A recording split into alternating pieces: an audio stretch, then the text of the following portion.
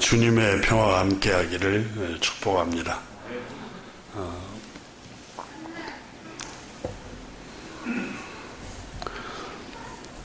스토아 철학자였고 로마 제국의 황제였던 아우렐리우스 명상록이라는 책이 유명한 책입니다.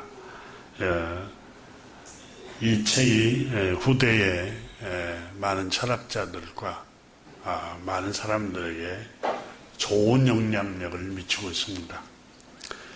근데 그 1장에 아우렐리우스라는 분이 다음과 같이 고백하는 부분이 나옵니다. 나는 배웠다. 벨루스 할아버님께서 할아버님에게서 그 강렬하고 갑작스러운 누리기 어려운 감정인 이 격정적인 감정을 누르고 참을성을 나는 배웠다 이렇게 말을 합니다. 아버님에 관한 평판과 그분에 대한 나의 추억으로부터 겸손과 사내다운 성격을 나는 배웠다. 어머님에게서도 신앙심과 자비심 그리고 비단 나쁜 행동뿐만 아니라 나쁜 생각도 삼가하는 절제를 우리 어머니에게 배웠다. 할아버지 증조부님께로부터는 훌륭한 선생을 집으로 모셔서 가르침을 받아야 한다는 것을 배웠고 이 가르침을 받는데 돈을 쓰는 데는 아끼지 않아야 된다는 걸 또한 배웠다. 스승에게는 원형 경기장 내 경기에서 녹파나 청파에 가담하지 말고 고노를 감내하고 욕망을 줄이며 내 손으로 일하고 다른 사람의 일에 참견하지 않으며 비방의 길을 기울여서는 안 된다는 것을 나는 또한 배웠다.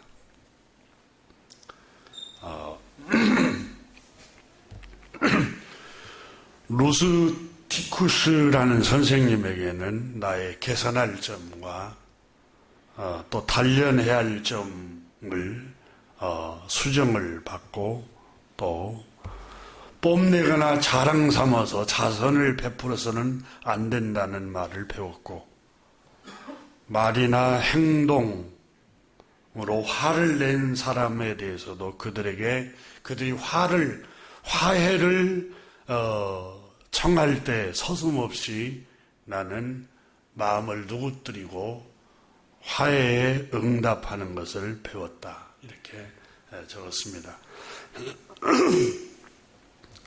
사람이 지혜롭게 되는 것은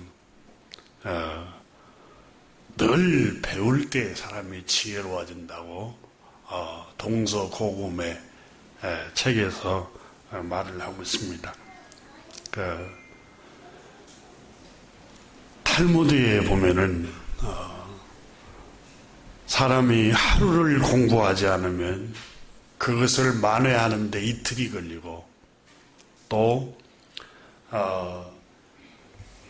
이틀을 공부하지 않으면 그것을 만회하는 데는 사흘이 걸리고 1년을 공부하지 않으면 만회하는 데는 2년을 걸린다. 이렇게 탈무드에 적고 있습니다. 의사의 충고를 들으면 의사에게 돈 낼 필요가 없다. 이런 말도 전해내려고 있습니다. 그만큼 배우라는 것입니다. 죽을 때까지 배워야 됩니다, 우리는. 왜 사람이 눈이 어두워지고 지혜가 없어지냐면 배우기를 중단하니까 그렇습니다. 탈무드에 보면 배운다라는 말의 의미 중에 하나가 경청하고 듣는다라는 말도 있습니다. 우리는 누구에게든지 배워야 됩니다. 배울 점이 있으면 자식에게도 배워야 되고 자녀에게도 배워야 되고 어린아이에게도 배워야 되고 예수님은 농부에게도 배우라고 말씀하셨고 공중나는 새를 보고 배우라고도 하셨습니다. 배울 점이 있으면 우리는 다 배우려고 하는 열린 마음의 태도가 겸손한 마음입니다. 특별히 시편 19편 말씀에 7절에 보면은 여호와의 율법은 완전하다는 거예요. 영혼을 소성시키며 우리 영혼을 완전히 소성을 시킨 말씀이다. 그리고 우둔한 자를 지혜롭게 슬기롭게 만들고 마음을 기쁘게 하고 또 주님의 계명은 순결하여 마음의 눈을 밝혀준다. 마음의 눈을. 그래서 시편 기자는 금보다 순금보다 더 사모할 것이며 꿀과 송이꿀보다 더 달도다라고 찬양을 했습니다. 하나님의 말씀을 이렇게 우리 영혼의 마음을 완전히 밝게 해준다는 거예요. 하나님의 말씀이. 말씀이 없으면 마음이 어두워집니다. 영혼도 어두워지고 마음도 어두워지고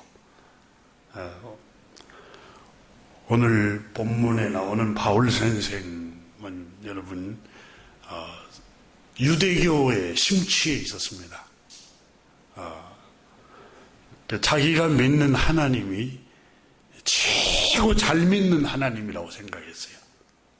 성경을 여러분이 읽어보면 바리새인 중에 가장 열심히 있는 바리새인, 다시 말하면 신앙적으로 가장 열정적으로 헌신하고 아주 열심히 기도하고 열심히 충성스러웠던 사람입니다. 오늘날 기독교의 성도들 가운데 가장 교회에 열심히였던 성도가 바울 선생이었습니다. 자기가 믿는 하나님이 최고 잘 믿는 하나님인 줄 알고 예수 그리스도를 박해하고 예수 그리스도를 믿는 사람을 잡아 가두는데 앞장을 섰습니다. 그러니까 최고 열심을 냈어요. 그런데 로마서 10장에서 바울 선생은 이렇게 고백합니다. 10장을 한번 성경을 이렇게 열어보세요. 2절을 한번 보겠습니다. 2절을 내가 증언하노니 그들이 하나님께 열심히 있었으나 올바른 지식을 따른 것이 아니니라. 그러니까 하나님께 어마어마한 열심이 있었어요. 신앙생활이. 근데 올바른 지식으로 섬기는 게 아니에요. 여러분 요한복음 17장에 보면은 영생은 곧 유일하신 하나님과 우리 주 예수 그리스도를 아는 것이니라 그랬어요. 하나님이 누구신가, 우리 주 예수 그리스도가 누구신가를 알아가는 게 영원한 생명을 얻는 것이다. 우리는 영생을 얻는, 바울 선생은 영생을 얻는 게 율법을 지키며 고행을 하고 금식을 하고 기도를 많이 하고 이게 영생을 얻는 거, 의를 이루는 거, 하나님의 의에 이르는 것이라고 생각을 했고, 그런데 예수님이 오셔서 요한복음 17장 3절에 분명히 말씀하셨어요. 영생은 곧 유일하신 하나님과 우리 주 예수 그리스도를 아는 것이 영생이니라. 이렇게 말씀하셨어요. 다시 말하면 여러분, 정확한 지식이 없는 신앙생활처럼 무서운 이데올로기가 없습니다. 신앙도 우리는 신앙생활을 하지만 철학적으로 말하면 이념입니다. 이념. 어떤 이념을 믿고 신뢰하고 추구하고 그게 추종하는 거예요. 그런데 지식이 없는, 올바른 지식이 없는, 여러분, 공산주의라는 게, 사회주의라는, 주체사상이라는 게 이념, 주체 이념을 섬기는 나라잖아요. 그게 옳은 줄 알고 그걸 추종하고 따르고, 그걸 추종하고 따르면서 눈물을 막 흘리잖아요. 우리가 그 북한 어린아이들, 백성들을 보면서 얼마나 우스꽝스럽고 어리석고 천하의 아주 정말 정신 나간 사람들이라 생각을 할 수 있습니다. 근데 이단들 사이비에 빠진 사람들 생각해 보세요. 우리는 정말 열심으로 기도하고 열심으로 금식하고 눈물로 막 두 손을 들고 기도하고 회개하고 한다고 신앙이 좋다고 생각하지만 이게 올바른 지식을 따르고 있는 하나님이 누구신가를 알아가는 정말 믿음 생활인가? 우리가 한번 성찰해보고 점검해볼 필요가 있습니다. 바울 선생은 자기가 어려운 줄만 알았어요. 율법을 지키는데 가장 앞장서서 할례를 행하고 가장 앞장서서 유일하신 하나님, 요하 하나님 외에 자신이 하나님이라고 하나님의 아들이라고 선포한 예수 그리스도를 믿는 신자들을 박해하는 게 하나님을 위하는 일이라고 생각했어요. 그런데 가장 하나님을 앞장서서 대적한 행위를 했던 거예요. 그래서 바울 선생은 오늘 본문에 말씀을 하고 있습니다. 만일 생명의 말씀인 율법이 없었다면 나는 어두움 속에 계속해서 하나님을 제일 잘 믿는 의로운 사람인 줄로 생각하고 살았을 것입니다. 이렇게 성경 내 전체 문맥에 보면 고백하고 있습니다. 다시 말하면 내가 죄인이라는 사실을 꿈에도 나는 생각하지 못했습니다. 내 안에, 내 내면 안에 죄가 들어있다는 사실을 나는 한 번도 상상해 본 적이 없었습니다. 이 7장에서. 그런데 내 안에 하나님의 율법의 말씀이 비추기 시작하니까 내 안에 선한 것이 없음을 발견하게 되었습니다. 가장 선하고 가장 의롭고 가장 하나님을 위해서 열심을 내는 정말 헌신된 하나님의 사람인 줄로 스스로 생각했지만 율법 앞에 섬으로써 나는 나를 깨닫기 시작했습니다. 어떻게 해요? 율법이 없을 때에는 내가 살아났습니다. 내가 최고인 줄 알았고 내가 어려운 줄 알았고 내가 바리새인 중에 가장 득심이 열심인 하나님의 사람인 줄로 생각을 했었습니다. 그런데 율법 앞에 서지 않았을 때는 내가 정말 살아있었습니다. 내 의로 가득 차 있었고 내 교만으로 내 지혜로 가득 차 있었지만은 율법 앞에 섬으로 나는 죽었습니다 하고 9절에서 고백합니다. 9절에서 여러분 성경 말씀을 한번 보십시오. 전에 로마서 7장 9절입니다.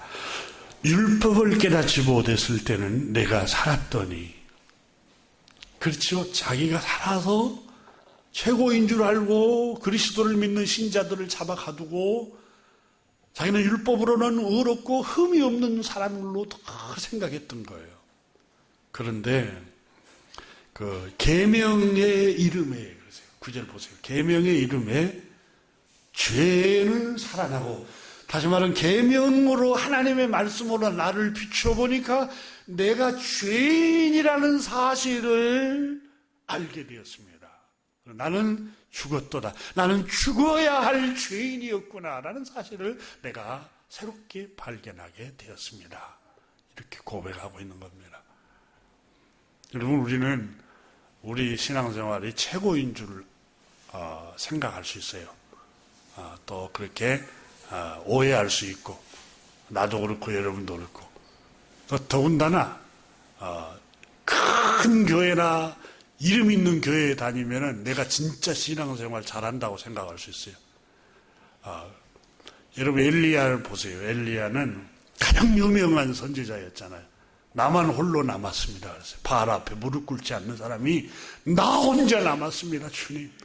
다 바알 앞에 무릎을 꿇고 다 신앙을 포기했는데 나만 끝까지 의롭게 믿음을 지켰습니다. 그러니까 주님이 하나님께서 엘리야 선지자에게 뭐라고 말합니까? 바알 앞에 무릎 꿇지 않는 자 7,000명을 숨겨놓았다. 이름 없는 무명인들이 7,000명을 내가 바알 앞에 무릎 꿇지 않는 7,000명이 있다. 이 엘리야가 거기서 부서지잖아요. 나만 홀로 어려운 줄 알았고 나만 홀로 가장 신앙이 고상한 줄 알았는데 하나님이 무명의 사람들을 다 감춰놨다는 거예요. 우리가 바울 선생도 영적으로 굉장히 율법이 비추기 전에는 교만했어요. 율법이 비추기 전에는 최고 교만했습니다. 자기가. 여러분 목사가 되면 자기가 신앙이 제일 좋은 줄 알고 교만할 경우들이 간혹 있어요. 그리고 또 교회 직분을 맡고 그러면 내가 진짜 신앙이 좋은 사람이다. 그렇게 잘못 자기를 인식해버리는 경우가 있어요. 근데 바울 선생도 그런 삶을 살았던 것입니다. 그래서 율법이 비추기 전, 율법이 비추지 않았더라면 나는 내가 얼마나 처참한 상태에 놓여 있는가를 깨닫지 못했을 것입니다. 나는 하나님의 진노 아래 있음을 알지 못했습니다. 내가 그냥 살아있었습니다. 내가 어려운 사람으로 생각했습니다. 율법이 비추기 전에는 내 영혼이 이렇게 아주 깊은 어두운 시면 속에 빠져 있는 줄을 몰랐습니다. 그리고 율법이 비추기 전에는 내가 사망과 심판에서 구원받아야 할 영혼인이라는 사실을 인식도 못했습니다. 그리고 율법이 비추기 전에는 우리 구주 예수 그리스도께서 왜 오셨는가를 나는 알지 못했습니다. 나는 율법의 비춤을 통해서 내 안에 악함이 있는 사람임을 알게 됐습니다. 율법이 비추기 전까지는 나는 가장 종교적인 사람이요, 가장 어려운 사람인 줄로 생각했고 내가 살아있었습니다. 율법으로 말하면 흠이 없다고 나는 스스로 자부한 사람입니다. 나는 모태신앙이고 내 부모님도 다 신실한 신자요. 나는 교회로 주일을 성수한 사람이요. 10의 1조를 한 번도 빠뜨리지 않는 사람이요. 기도를 정해놓고 한 사람이요. 이렇게 바울 선생이 자기 종교적인 의를 이렇게 드러냈던 것입니다. 그러나 율법이 비춤으로 내 안에 내면의 비참함을 보기 시작했습니다. 차마 내 내면을 들여다보지 못할 만큼 끔찍한 모습을 나는 보기 시작한 겁니다. 내 안에 누구도 들여다볼 수 없는 내 내면 안에 율법이 비추는데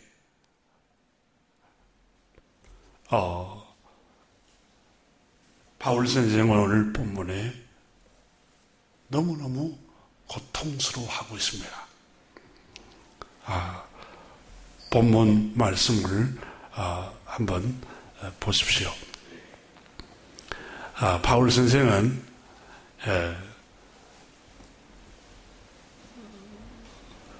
18절을 보면은 내 속, 곧 내 육신에 선한 것이 거하지 아니한 줄 아노니 이렇게 고백합니다. 하나님, 율법이 비춘 후에 내 속에 선한 것이 없음을 하나님 나는 알게 되었습니다. 이렇게 참회하기 시작합니다.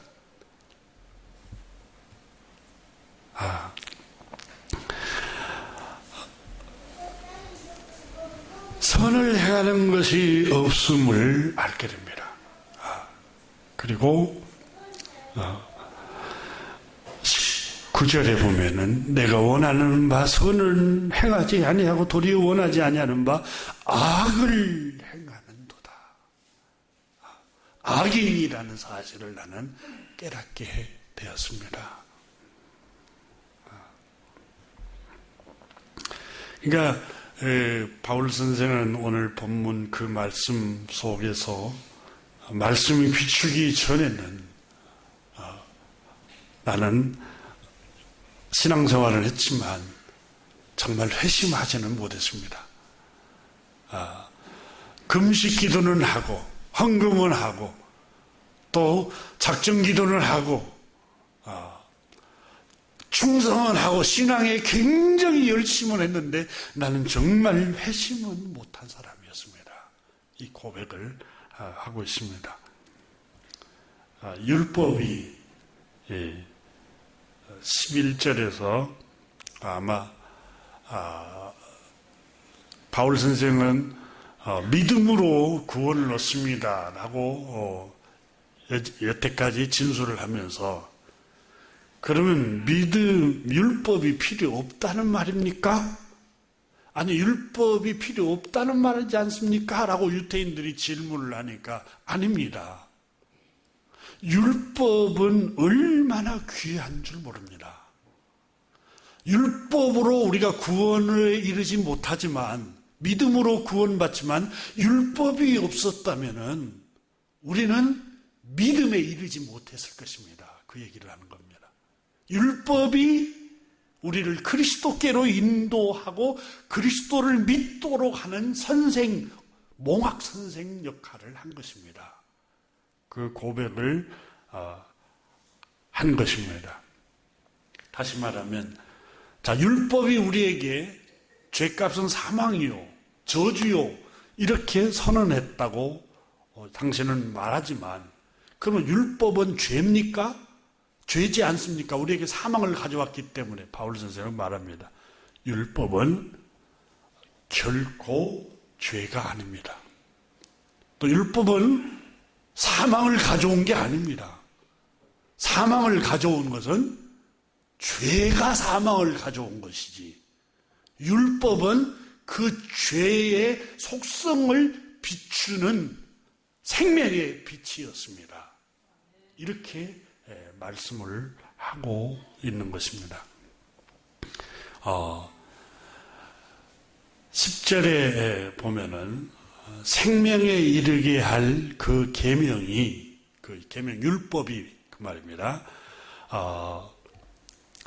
내게 대하여 도리어 사망에 이르게 하는 것이 되었도다. 다시 말하면 율법이 계명의 말씀이 결국은 나에게 사망을 가져온 거 아니냐 이렇게 말하는데 아닙니다.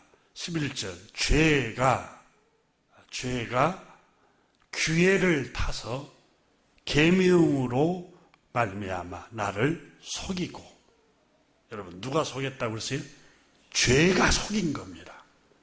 계명이 사망을 가져왔다고 이렇게 속이고 있는 겁니다. 계명은 죄가 무엇인가를 비춰주고 있는 겁니다. 이렇게 말씀을 하고 있습니다.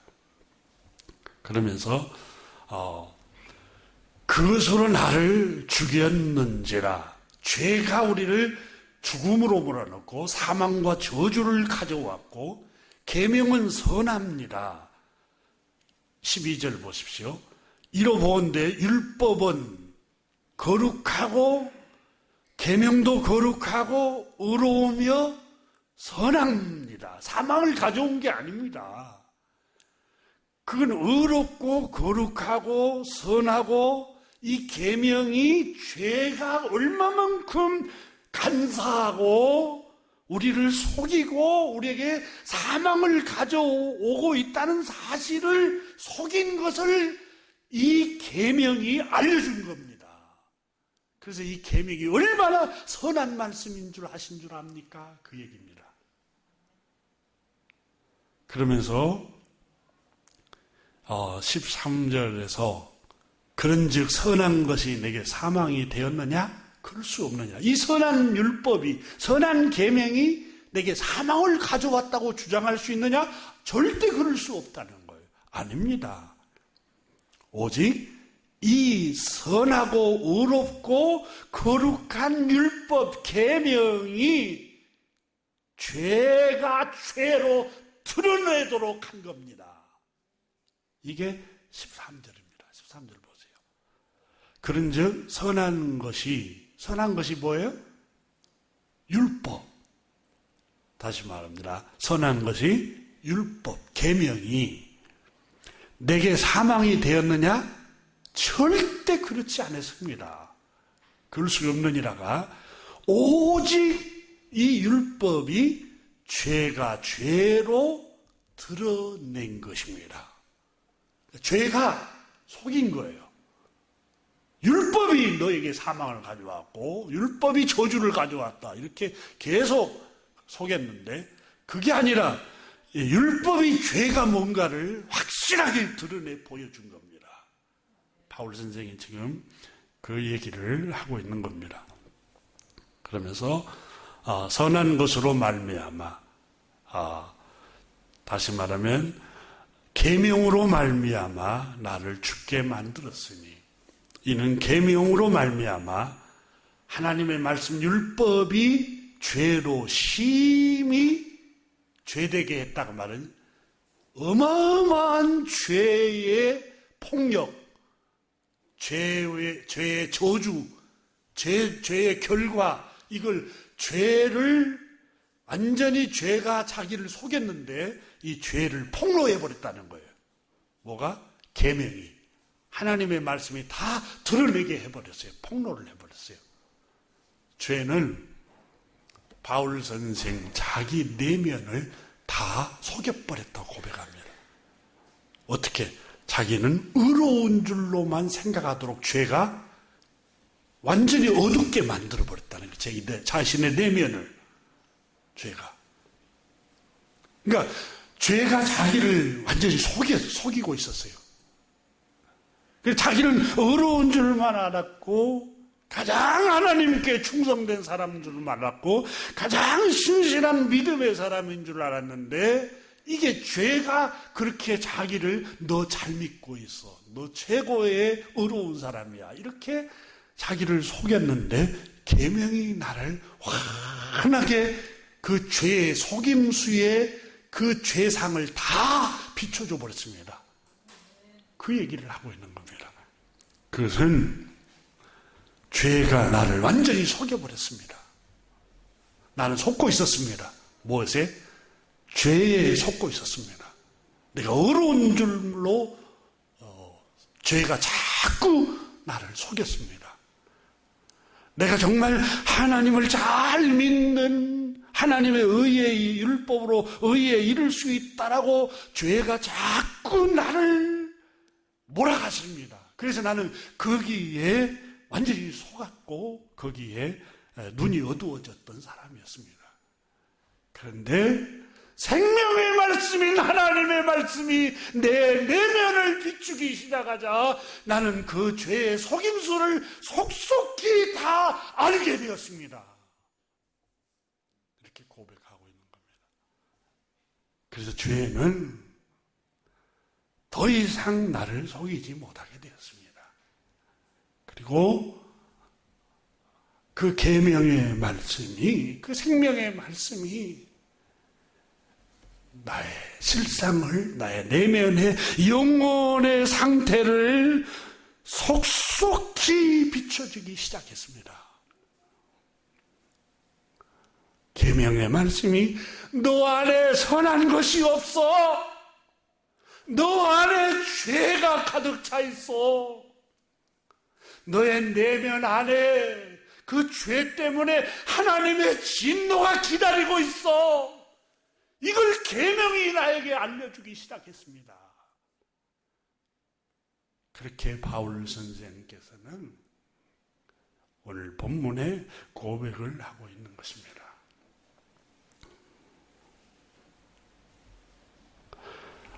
18절에 내 속고 내 육신에 선한 것이 거하지 아니한 줄 알게 됐습니다. 나는 내가 선한 줄 알았어요. 나는 내가 의로운 줄 알았어요. 나는 내가 율법을 잘 지키는 하나님 앞에 의로운 사람인 줄 알았어요. 그런데 죄가 나를 속이고 있었어요.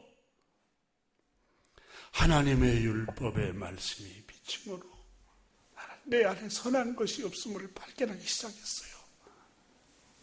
정말 내 안에 악함이 있다는 걸 나는 발견하기 시작했어요. 하나님, 나 어떡하죠? 내 안에 악으로 가득 차 있는데 어떡하죠? 내 내면에 악한 생각으로 가득 차 있는데 어떡하죠? 이 죄에서 구원하실 구주가 없을까요? 이 율법이 구주께로 자기를 자꾸 인도해 갔다는 거예요.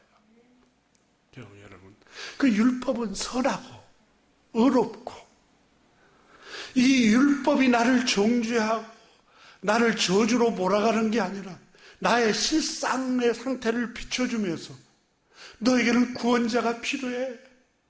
너에게는 구세주가 필요해. 너의 힘으로는 구원받을 수가 없어. 이 율법이 나에게 가르쳐줬다는 거예요. 이 율법이 얼마나 고마운 말씀이요. 이 율법이 얼마나 의로운 말씀이요. 이 율법이 얼마나 선하신 말씀인지 모르겠어요. 이렇게 바울 선생이 고백하고 있는 겁니다. 저도 개인적으로 어린 시절에 성품적으로 조금 강하지 못하게 태어나서 좀 도덕적으로 윤리적으로 산다고 살았어요. 저희 아버님이 또 삼강오륜을 늘 강조하시고 한자를 공부하셔가지고 늘 저희 옆에서 일을 하시면서도 사서삼경 책 그걸 읽으시면서 도덕적으로 윤리적으로 이렇게 교육을 시켜서 쉽게 말하면 좀 착하게 자라온 편이었어요. 그래서 주님께서 말씀하신 죄인이라고 하는 거, 죄인이야. 나는 죄인이라는 생각을 한 번도 이렇게 못 느껴봤어요. 무슨 강도짓을 했거나, 무슨 다른 사람을 괴롭히고 막 그랬거나, 아니면 또 다른 사람 물건을 훔치고, 또 어떤 부도덕한 행위를 했다거나, 그러지도 않았는데 죄인이라고 그러니까. 하나님의 말씀인 이 말씀이 내 안에 비치기 시작할 때, 여러분, 예레미야가 고백하잖아요. 만물보다 부패한 게 내 마음이구나. 그렇잖아요. 이게 이 만물보다 더 부패한 게 우리의 마음, 심령이구나. 그걸 깨닫게 되기 시작했어요. 그러면서 참회하기 시작했습니다. 그러면서 나도 죄인인데 내가 누구를 정죄해? 나도 하나님 앞에 진 사람인데 내가 누구를 비난하고 누구를 정죄한단 말인가? 똑같은 사람인데. 그런 생각이 들기 시작하더라. 그러면서 인간을 이해하게 되기 시작하고 사람을 이해하게 되기 시작하고 사람을 불쌍히 여기는 마음이 들고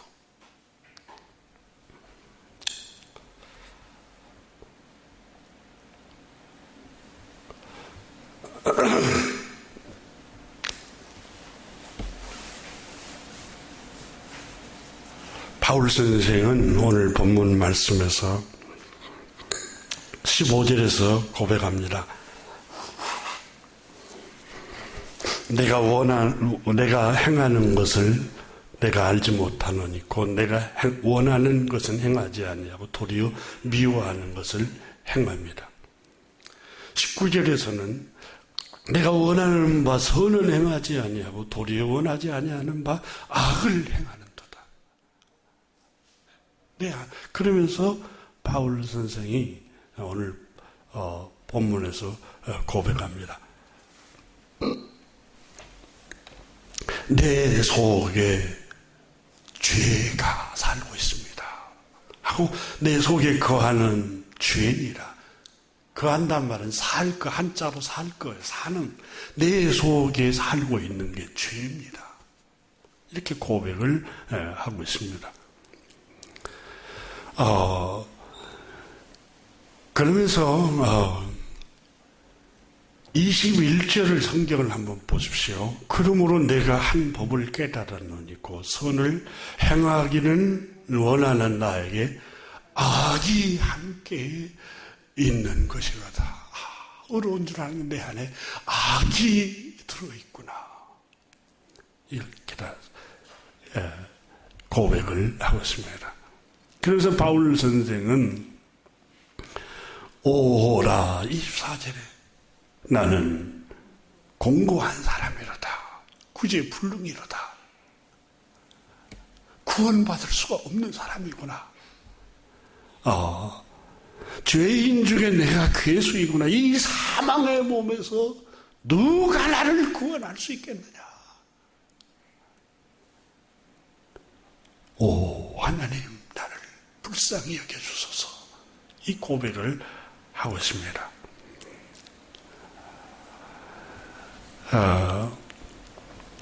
바울 선생은 오늘 본문 말씀에서 참회하기 시작합니다.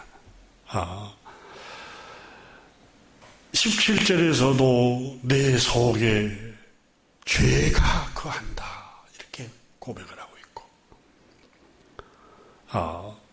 18절에서도 내 육신에는 선한 것이 거하지 아니하노라 이렇게 고백을 하고 있습니다. 선한 것이 없습니다.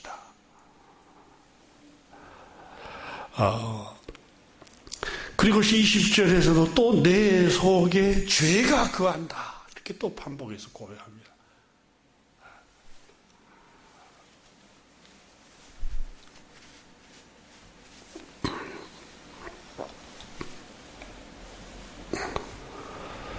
(21절에는) 악이 함께 내 안에 머물고 있다 이렇게 고백을 하고 있습니다.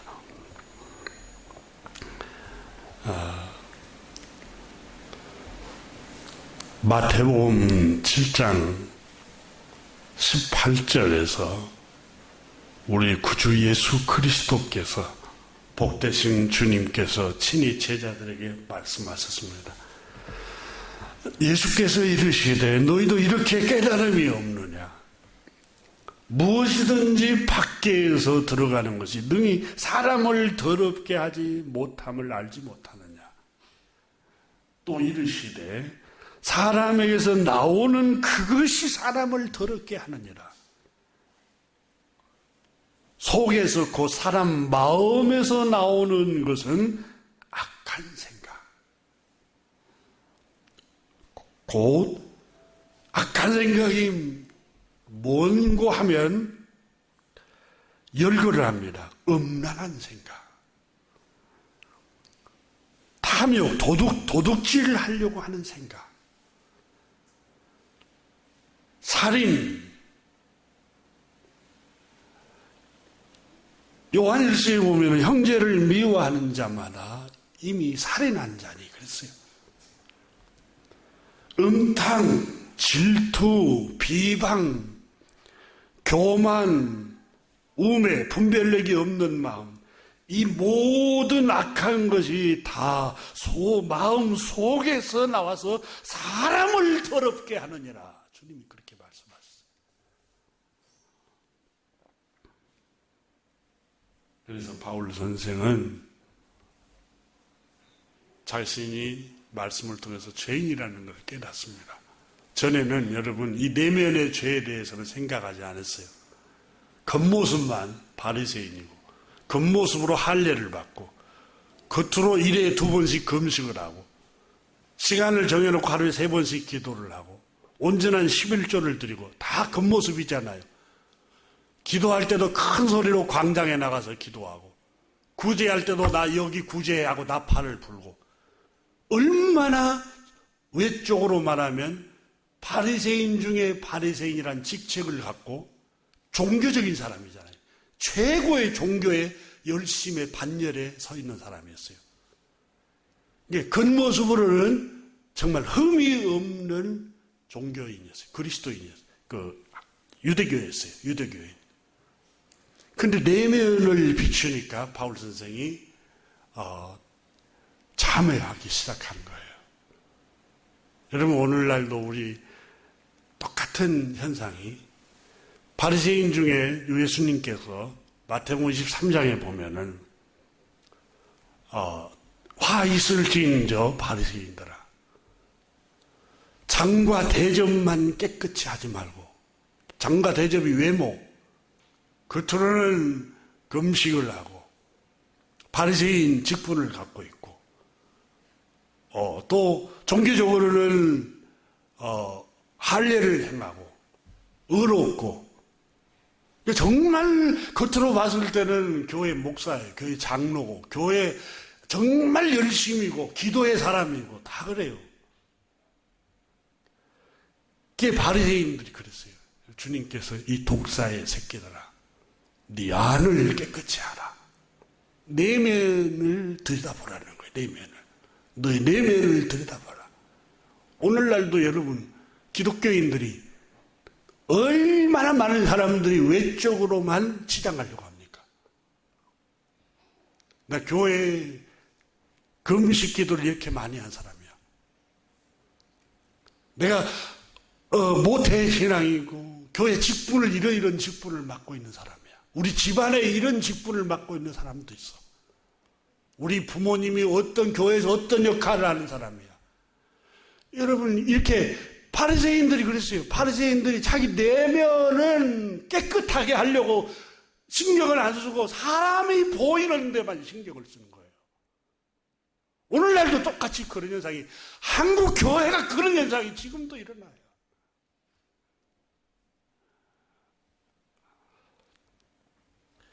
그래서 바울 선생은 자기 내면을 들여다보기 시작한 거예요. 여러분 진짜 신앙생활은 자기 내면을 들여다보는 거예요. 정말 신앙생활은 다른 사람이 나를 어떻게 보느냐 그건 중요치가 않아요.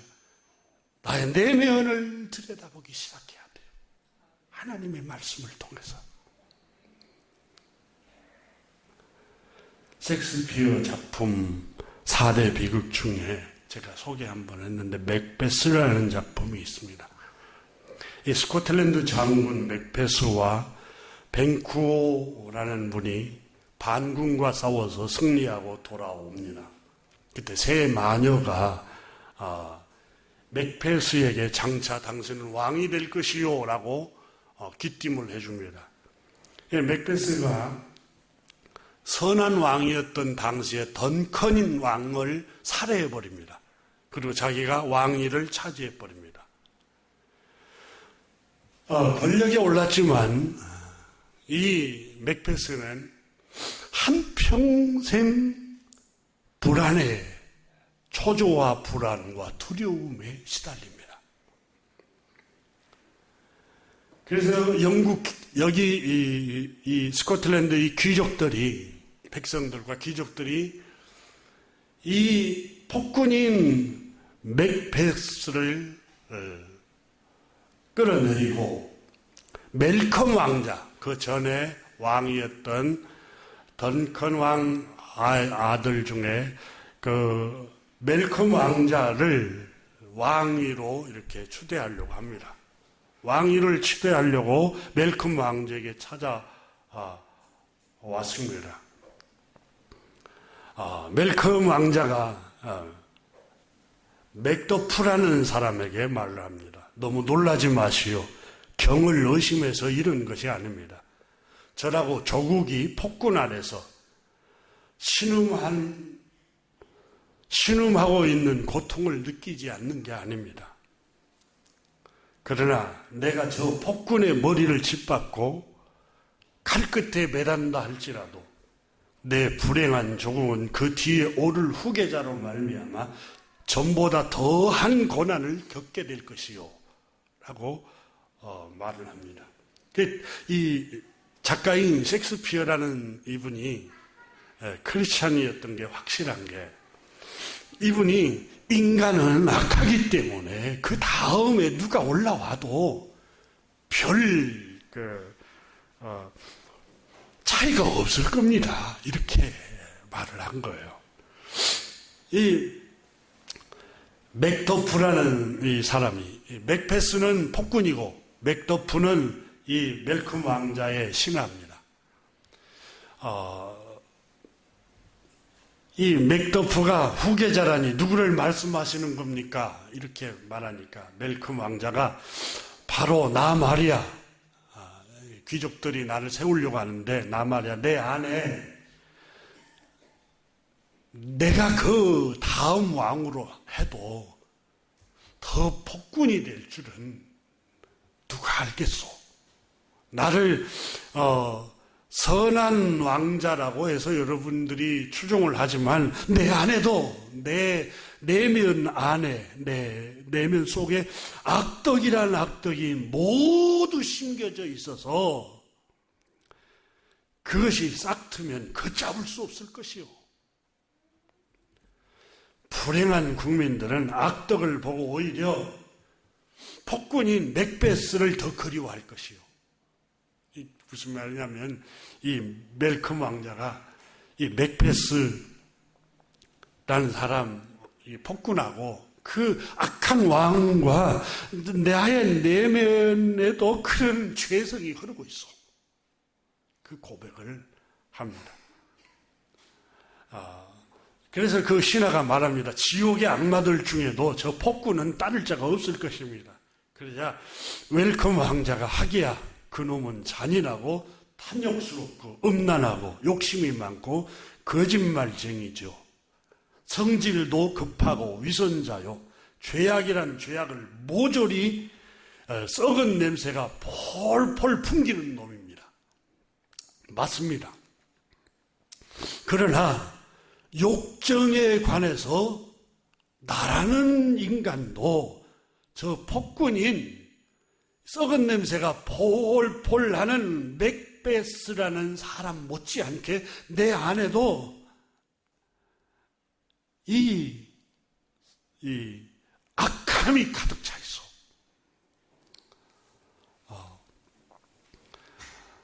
욕정에 관해서라면 나도 저 폭군인 맥베스라는 왕과 하등의 차이가 없어. 유부녀, 남의 아내, 나이든 여자든 젊은 여자든 가릴 것 없이 욕정을 채워도 내 욕정의 의무를 채워지지가 않소. 이런 더러운 마음이 내 안에도 있어. 내 욕망은 만족을 방해하는 것들을 모조리 무찌르고 말고. 그러니 나보다 맥베스가 오히려 왕이 되는 게 적격이요. 그러자 신하가 말합니다. 방정도 정도가 지나치면 폭군이 되고 실각하고 맙니다. 많은 폭군들이 그랬지요. 그러나 왕자님은 그럴 뿐이 아닙니다. 멜컴 왕자가 말합니다. 그렇지 않소. 당신이 내 내면에 들어와 봤소? 나는 매우 욕심이 많아서 왕이 되면 다른 나라에 땅을 빼앗기 위해 귀족들을 죽이고 살인을 하려고 하는 그 악한 마음이 내 안에도 있어. 나에게는 더군다나 공정함도 없어. 내 안에. 진실도 없어. 내 내면에 절제도 없고 지조도 없고 관용도 없고 오래 참음도 없고 자비도 없고 겸손 따위도 없어. 내 안에 절제할 줄도 모르고 경건도 용기도 눈꼽만치도 없어. 내 내면에. 내 내면이 얼마나 악하고 더러운지 아시오? 만일 내가 왕권을 장악하게 된다면 세상 평화는 사라지고 세상의 조화는 깨져버릴 것이요. 셰익스피어는 만일 내가 왕권을 장악하게 된다면 세상 평화는 사라지고 내가 아무리 멜컴 왕자가 왕권을 쥐어도 세상 평화는 사라지고 어지럽게 될 것이요. 셰익스피어는 그렇게 말합니다. 정말 멜컴 왕자가 왕권을 장악하는 게 아니라 하나님의 나라, 평화의 왕, 우리 구주 예수 그리스도께서 그 사람 심령 중심의 왕으로 들어오셔야 평화의 나라가 된다는 거예요. 그걸 강조하고 있는 걸 제가 그 책을 읽으면서 통찰하게 됐습니다. 그러면서 인간 안에는 셰익스피어라는 그 훌륭한 작가도 영국이 인도 땅과 바꿀 수 없다고 할 만큼 추앙했던 그분의 말씀이 그분도 나는 안에는 내면은 죄로 가득 차 있어. 그래서 바울 선생은 오늘 본문 로마서 3장에서도 사람은 다 거짓되되 오직 하나님은 참되다 할지어다. 그러면 어떠하냐?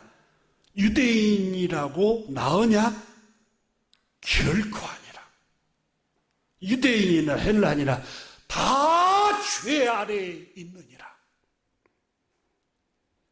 기록된 바 의인은 없나니 하나도 없으며 세상에 의인은 한 사람, 단 한 사람도 없으며 그들의 목구멍은 열린 무덤이요 혀로는 속임을 일삼으며 그 입에는 저주와 악독이 가득하고 화나면 막 저주를 퍼붓는 게 인간이잖아요. 이걸 적나라하게 로마서 3장에서 바울 선생이 지적하면서 7장에 와서는 고백을 합니다. 내 안에 죄가 거하고 있어. 내 안에 죄가 살아있단 말이요. 어려운 줄만 알았는데 내 안에 내 내면에 만물보다 부패한 죄가 내 안에 거하고 있어. 내 속에 18절에 선한 것이 거하지 아니하오. 이렇게 고백합니다. 내가 원하는 바 선은 간절히 행하기를 원하는데 도리어 원하지 아니하는 바 악을 행하고 있는 내 모습을 봅니다. 교회 여러분, 사랑해야 된다고 하는데 자꾸 미운 마음이 생겨요. 용서해야 된다고 생각되는데 자꾸 용서가 안 돼요. 나에게 상처를 준 사람들, 나에게 아픔을 준 사람들, 나에게 고통을 준 사람들 용서하고 그들을 다 감싸 안고 긍휼을 베풀어야 준 줄 아는데 그 용서가 잘 안 돼요.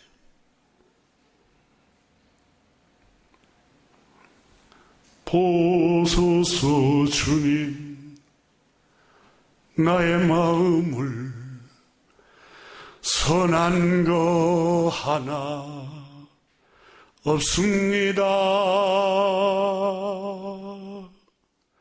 그러나 내 모든 것 주께 드립니다. 사랑으로 안으시고 날 새롭게 하소서. 주님 마음 내게 주소서. 내 아버지, 주님, 내 안에 선할 게 없어요. 주님, 나에게 구원자가 필요해요. 내 안에 악이 함께 머물고 있어요. 내 안에 의의가 아무것도 없어요. 주님, 겉으로는 선하고 의로운데 동기가 주님 간교하고 불순해요. 여러분, 우리는 하나님 앞에서 회개하고 있는 바울 선생을 봅니다. 그리고 바울 선생은 오라 나는 공고한 사람이로다. 이 사망의 몸에서 주님 나를 구원해 주세요. 구원자를 찾고 있습니다. 이게 24절에서 구원자를 간절히 갈망하고 있습니다. 오 주님, 이 사망의 몸에서 누가 나를 건져낼 수 있습니까? 주님, 율법과 선지서에 기록된 구주를 보내주시겠다고 약속하셨군요. 그래서 그분이 바로 하나님의 아들 우리 구주 예수 그리스도시군요. 그것을 오늘 7장 마지막 절에서 고백하고 있는 겁니다. 7장 마지막 절을 보세요. 우리 주 예수 그리스도로 말미암아 하나님께 감사하리로다. 우리 주, 우리 구주 예수 그리스도로 말미암아 하나님께 감사하리로다. 그분만이 나를 이 죄에서 구원하시러 오신 구세주이십니다. 이렇게 고백하고 있는 겁니다. 기도하겠습니다.